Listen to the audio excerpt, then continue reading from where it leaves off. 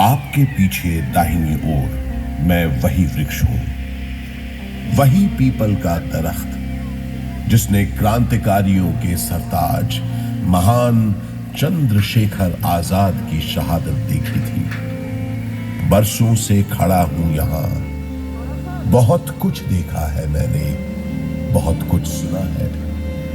उन परिंदों से जो मेरी शाखों पर अपना डेरा बसाते हैं, उन हवाओं से जो दूर दूर की खबरें लेकर आती हैं, अपने इन बरसों पुरानी जड़ों से जो जमीन के भीतर दफन हजारों बरस पुराने किस्से और खोज लाती और मुझे सुनाती हैं। उन्हीं किस्से कहानियों के जमघट में छुपी एक कहानी मैं आज आपको सुनाता हूं। गंगा जमुना सरस्वती के संगम पर हजारों साल पुराने बसे हुए शहर की कहानी, इस प्रयागराज की कहानी, जिसका वर्णन ऋग्वेद में भी मिलता है।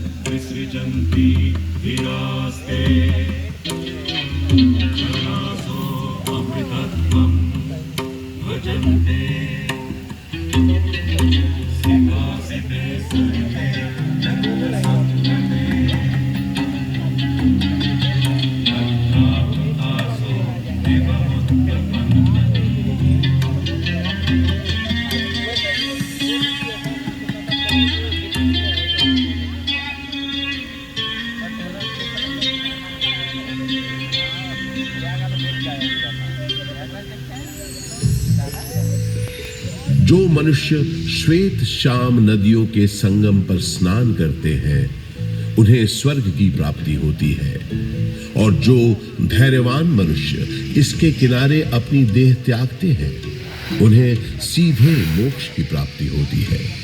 ब्रह्म पुराण में ब्रह्मा जी भी कहते हैं, चूंकि यहाँ सरस्वती जी अदृश्य रूप में आकर गंगा जी से मिलती है, इसलिए इस क्षेत्र को सरस्वती तीर्थ संगम कहा गया है। बृहन्नारदीय पुराण में भी एक प्रसंग मिलता है कि एक बार जब देवर्षि नारद ने ब्रह्मा जी के पुत्र सनक जी से पूछा कि सर्वोत्तम तीर्थ कौन सा है, तब उन्होंने बताया कि समुद्र पर्यंत पृथ्वी पर जितने पुण्य क्षेत्र विद्यमान हैं, उनमें प्रयाग नामक तीर्थ सबसे उत्तम है। यहां पर ब्रह्मा जी ने स्वयं कई यज्ञ संपन्न किए थे, इसलिए प्रयागराज को तीर्थों का राजा भी कहा जाता है। तो ऐसे पावन तीर्थ पर बसा है हमारा प्रयागराज। ये उन 4 शहरों में से भी एक है जहां विश्व प्रसिद्ध कुंभ मेले का आयोजन होता है। चलिए आज मैं आपको इसी से जुड़ी एक पौराणिक कथा सुनाता हूं। समुद्र मंथन के समय जब अमृत कलश प्रकट हुआ, तब देवताओं और असुरों में उसे पाने के लिए भयंकर युद्ध हुआ। ये देखकर गरुड़राज सुरक्षा के विचार से इस अमृत कुंभ को लेकर क्षीर सागर की ओर उड़ चले। कहते हैं उनकी इस यात्रा के दौरान पृथ्वी पर 4 जगह अमृत की कुछ बूंदें छलक कर गिर पड़ी और इन बूंदों से उन नगरों की नदियों के पानी में अमृत जैसे गुण आ गए। यही कारण है कि इन 4 नगरों में हर 12 वर्षों पर कुंभ का पर्व मनाया जाता है। लाखों श्रद्धालु साधु संतों के सैकड़ों अखाड़े गंगा जी में स्नान करने आते हैं, संगम किनारे सत्संग करते हैं, धुन गवाते हैं।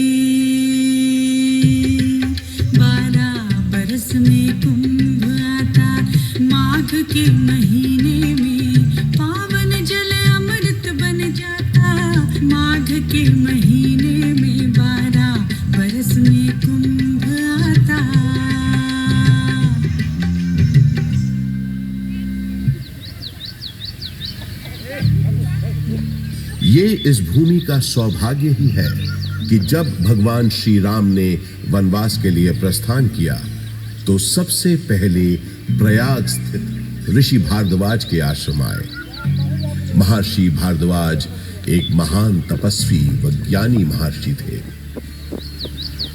रामचरितमानस में गोस्वामी तुलसीदास जी ने लिखा है कि भारद्वाज मुनि बसहि प्रयागा, अर्थात भारद्वाज मुनि का निवास स्थान प्रयागराज है।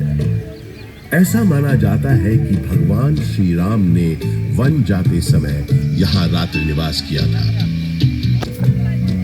भारद्वाज ऋषि ने भगवान राम को विदा करते समय बताया था कि आगे जाने पर आपको एक बरगद का पेड़ मिलेगा जिसे शामवट कहते हैं। इसके नीचे बहुत से सिद्ध पुरुष निवास करते हैं। ये शामवट ही आज का अक्षय वट है। इस अक्षय वट के महत्व का वर्णन पुराणों में स्पष्ट रूप से किया गया है।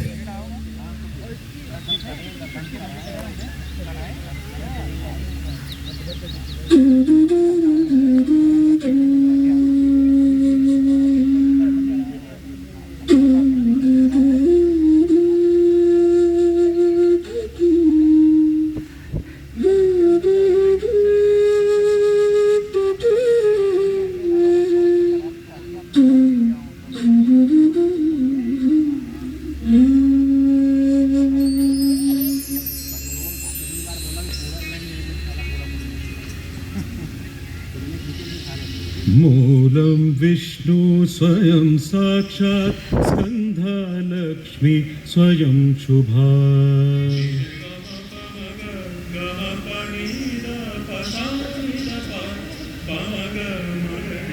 मूलं विष्णु स्वयं साक्षात् स्कन्धा लक्ष्मी स्वयं शुभा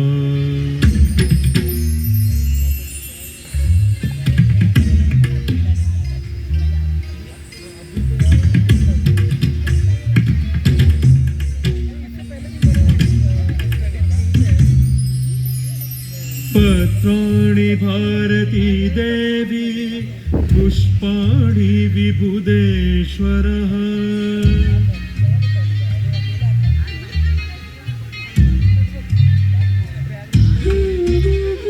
पत्राणि भारती देवी पुष्पाणि विबुधेश्वरः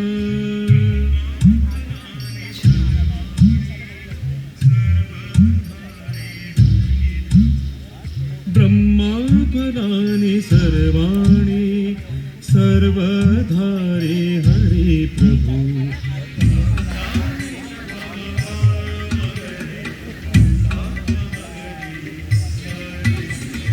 मूलं विष्णु स्वयं साक्षात् स्कन्धा लक्ष्मी स्वयं शुभा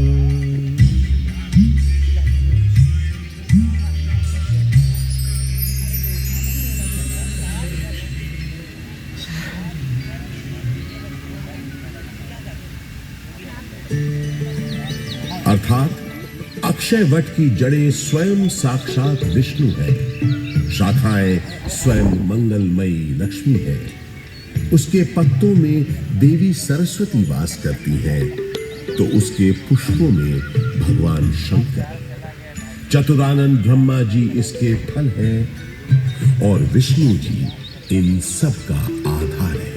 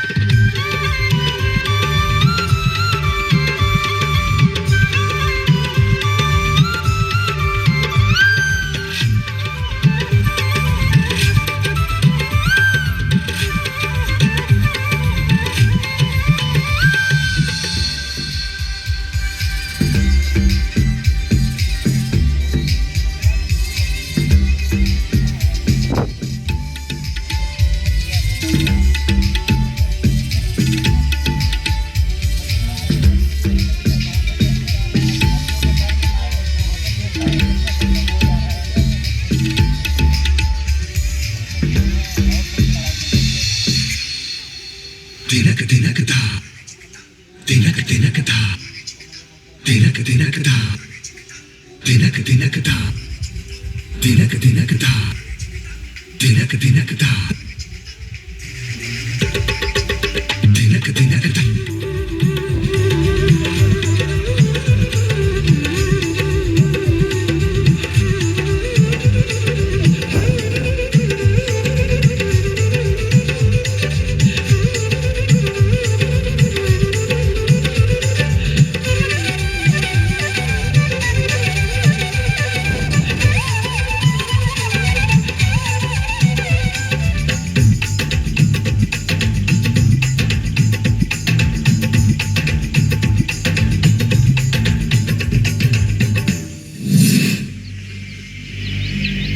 गौतम बुद्ध के काल में भी प्रयाग का बड़ा महत्व था।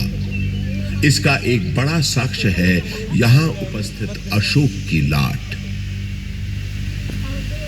सम्राट अशोक का संदेश तो इस स्तंभ पर अंकित है ही। गुप्त काल के शक्तिशाली राजा समुद्रगुप्त का प्रयाग प्रशस्ति अभिलेख भी इसी स्तंभ पर खुदा है। 16वीं शताब्दी के अंत में सम्राट अशोक का यह स्तंभ उस किले का हिस्सा बन गया जिस किले का निर्माण संगम के किनारे मुगल बादशाह अकबर ने करवाया था। बुद्धम शरणं गच्छामि धम्मं शरणं गच्छामि संघं शरणं गच्छामि।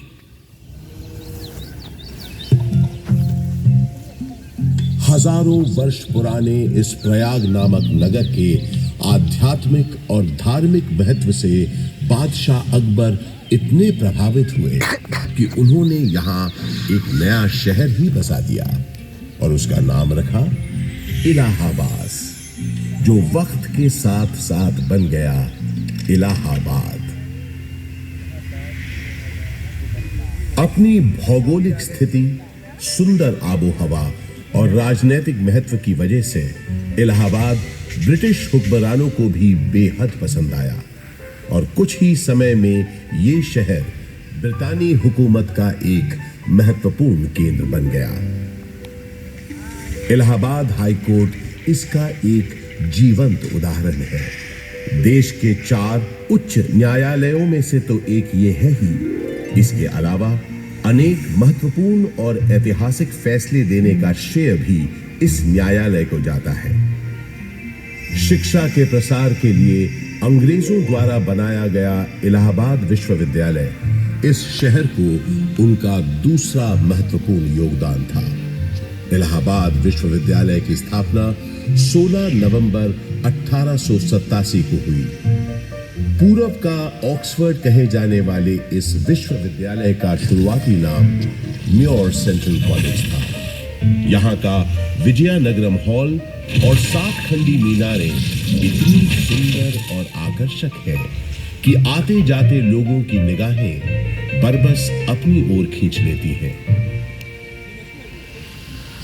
20वीं सदी की शुरुआत से ही इलाहाबाद हिंदी साहित्य का एक बहुत बड़ा केंद्र बनकर उभरा। ऐसी ही कुछ प्रसिद्ध शख्सियतों के नाम एकाएक तब याद आते हैं जब इस शहर से जुड़े साहित्यकारों की बात होती है, जैसे हास्य व्यंग के मशहूर शायर अकबर इलाहाबादी साहब, फिराक गोरखपुरी जो उर्दू के जाने माने शायर तो थे ही, अंग्रेजी भाषा के भी प्रकांड पंडित थे, महादेवी वर्मा हिंदी की सशक्त कवयित्री जो आधुनिक मीरा के नाम से भी जानी गई, सुमित्रा नंदन पंत हिंदी साहित्य के छायावादी युग के महत्वपूर्ण स्तंभ, मधुशाला के लेखक और हिंदी साहित्य के पुरोधा कवियों में से एक हरिवंश राय बच्चन और अपने नाम ही के अनुरूप हिंदी भाषा के निराले कवि सूर्यकांत त्रिपाठी निराला, जिनकी ये कविता तो अद्भुत है।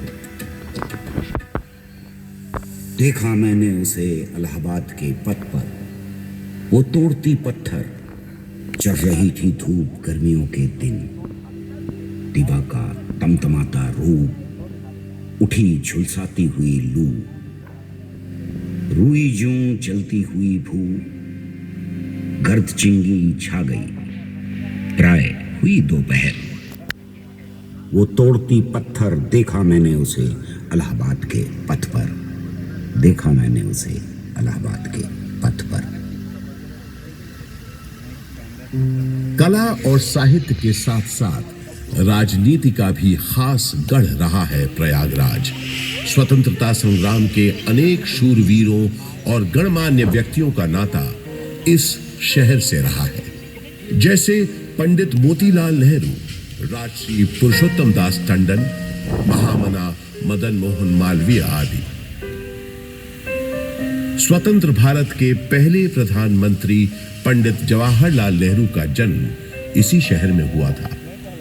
उनका घर आनंद भवन स्वाधीनता संग्राम की गतिविधियों का एक बड़ा केंद्र था, जिसकी वजह से प्रयागराज भी आजादी की लड़ाई का एक महत्वपूर्ण हिस्सा बन गया। आजादी की बातें करें तो मुझे याद आता है सन 1857 का स्वाधीनता संग्राम, जिसका गवाह मैं खुद रहा हूं। अनेकों भीषण लड़ाइयां एक बार तो मुझे लगा था कि बस हमें विदेशी हुकूमत से छुटकारा मिल ही गया, लेकिन इसे बदकिस्मती कहें कि अंत में बाजी पलट गई। परंतु इन युद्ध की वजह से इलाहाबाद एक दिन के लिए ही सही भारत की राजधानी बना। वो दिन था 1 नवंबर 1858। उस दिन प्रयागराज के मिंटो पार्क में एक शाही दरबार लगा था, जिसमें लॉर्ड कैनिंग ने महारानी विक्टोरिया का महत्वपूर्ण घोषणा पत्र पढ़ा। आज 1 नवंबर 1858 के दिन से हिंदुस्तान में ईस्ट इंडिया कंपनी का राज खत्म होता है। अब से इंडिया में मलिका विक्टोरिया का राज होगा। ब्रिटिश ताज की हुकूमत होगी यहाँ। उस दौर से निकलकर समय के साथ थोड़ा आगे बढ़े तो मुझे याद आता है अपने चारों ओर बाहें फैलाए ये विशाल पार्क, जिसके आंगन में खड़ा मैं आज आपको ये कहानी सुना रहा हूं। बात सन 1870 की है, जब एडिनबर्ग के ड्यूक एल्फ्रेड साहब इलाहाबाद आए थे। उन्होंने यहां आकर 133 एकड़ के इस बड़े से भूखंड पर एक विशाल पार्क का शिलान्यास किया था। उन्हीं के नाम पर तो इस पार्क का नाम पड़ा है, एल्फ्रेड पार्क। ब्रितानवी हुक्मरानों ने इस पार्क के भीतर कई एक महत्वपूर्ण इमारतों का भी निर्माण करवाया, जैसे आपके पीछे ये मशहूर गवर्नमेंट पब्लिक लाइब्रेरी। इलाहाबाद के उस जमाने के कमिश्नर फ्रांसिस ऑटवे मेन एक लाइब्रेरी बनवाना चाहते थे, जिसके लिए उन्होंने मशहूर आर्किटेक्ट रिचर्ड रॉस्किल बेन को बुलवाया और कहा, बेन, हमने तुमको बोला था ना, हमको एक लाइब्रेरी बनाने का है। आई रिमेम्बर सर, आपने बताया था आपका डियर फ्रेंड और इलाहाबाद का एक्स कमिश्नर मिस्टर कटबर्ट बेंसले थॉर्नहिल का मेमोरी में आपको एक लाइब्रेरी बनवाना है, राइट? यस, थॉर्नहिल खुद एक बहुत काबिल टाउन प्लानर था। आधा इलाहाबाद उसी ने प्लान किया है। ये लाइब्रेरी उसकी मेमोरी को बिफिटिंग ट्रिब्यूट होना चाहिए। ओह, आप बिल्कुल बेफिक्र रहें सर। मेरा दिमाग में स्कॉटिश बैरोनियल रिवाइवल स्टाइल की एक ब्यूटीफुल बिल्डिंग का प्लान है, जो एकदम परफेक्ट होगा ट्रिब्यूट देने के लिए।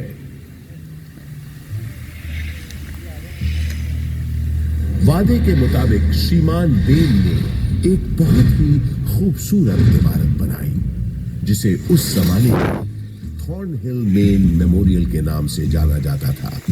और आज हम इस शानदार इमारत को गवर्नमेंट पब्लिक लाइब्रेरी के नाम से जानते हैं। यहाँ इस लाइब्रेरी में लगभग 1.25 लाख से भी ज्यादा किताबें और अन्य ऐतिहासिक दस्तावेज मौजूद हैं। पूरे उत्तर प्रदेश में सबसे बड़ी लाइब्रेरी यही है। विक्टोरिया मेमोरियल कोलकाता में है, ये तो सब जानते हैं, लेकिन उससे थोड़ा छोटा मगर बेहद सुंदर विक्टोरिया मेमोरियल यहाँ प्रयागराज में भी मौजूद है।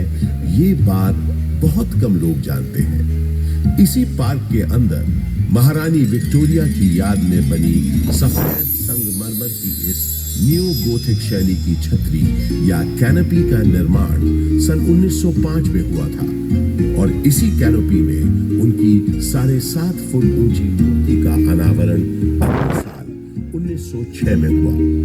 आजकल वो मूर्ति लखनऊ म्यूजियम में रखी है।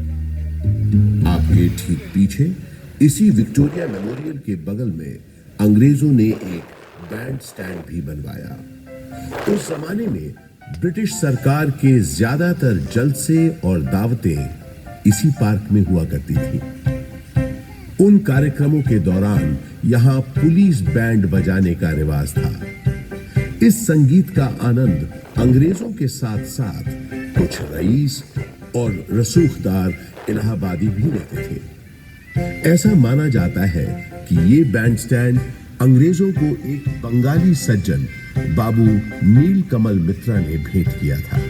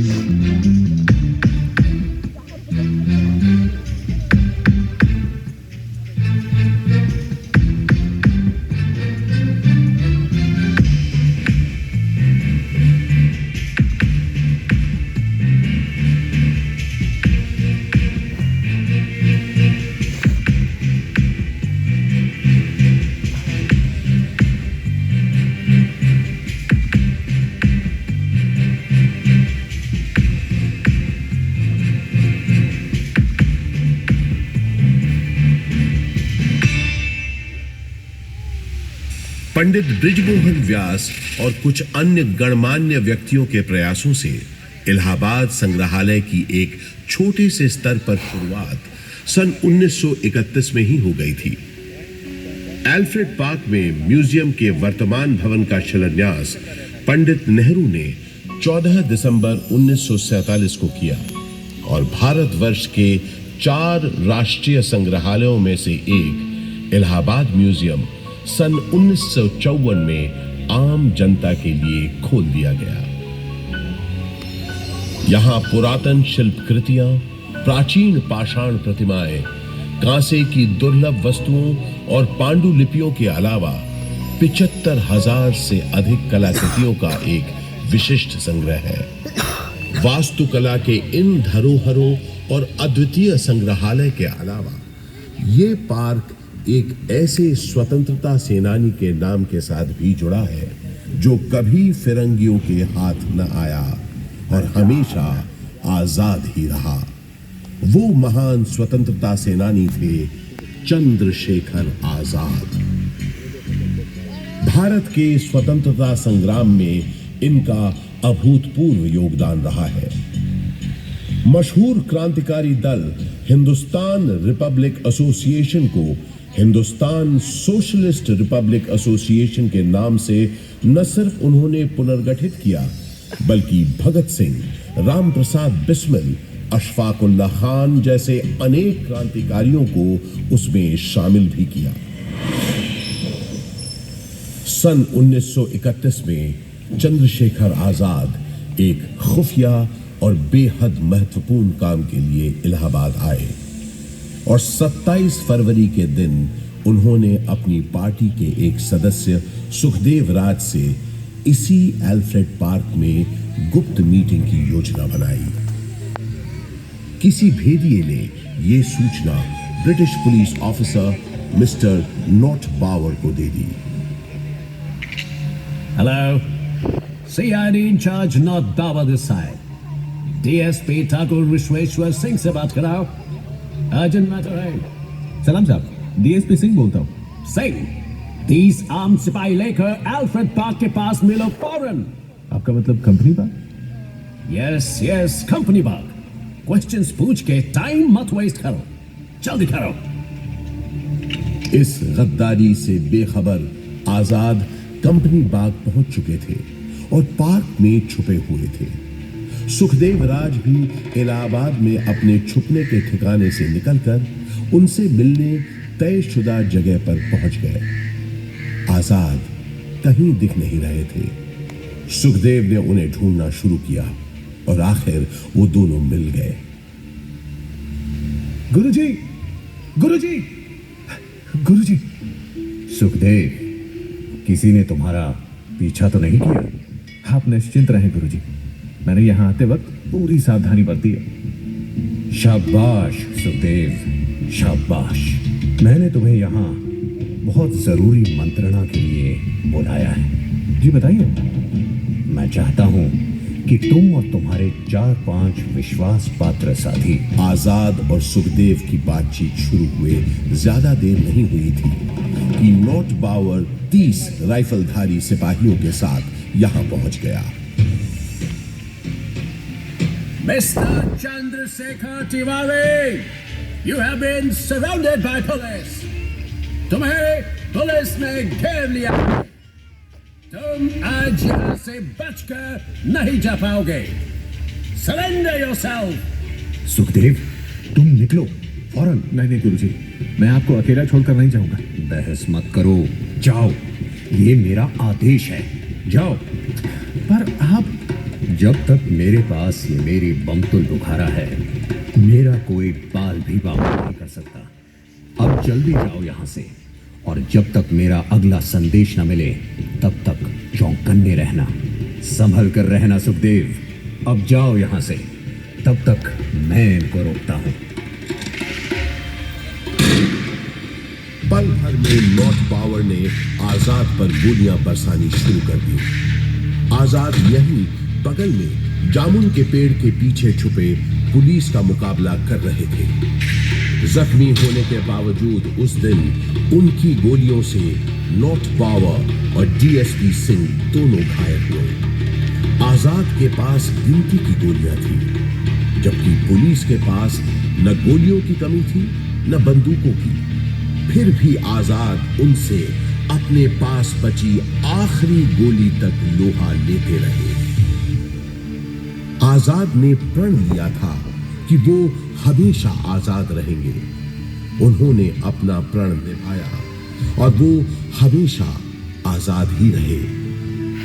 उन्होंने अपने पास बची आखिरी गोली से अपने प्राण न्योछावर कर अपनी प्यारी मातृभूमि के लिए आत्म बलिदान दे दिया।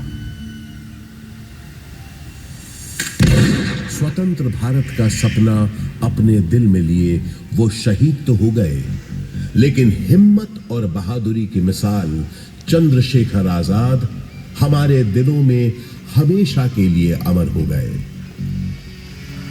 आज हमारा भारत देश एक स्वतंत्र देश है, तो उसका श्रेय शहीद आजम चंद्रशेखर आजाद जैसे लोगों के उत्सर्ग को, उनकी शहादत को जाता है, जिन्होंने अपनी जान से भी ज्यादा प्यारी मातृभूमि के लिए हंसते हंसते अपने प्राणों की आहुति दे दी। आजाद अक्सर कहा करते थे, अंग्रेजों की गोलियों का हम सामना करेंगे। हम आजाद थे, आजाद हैं, आजाद ही रहेंगे।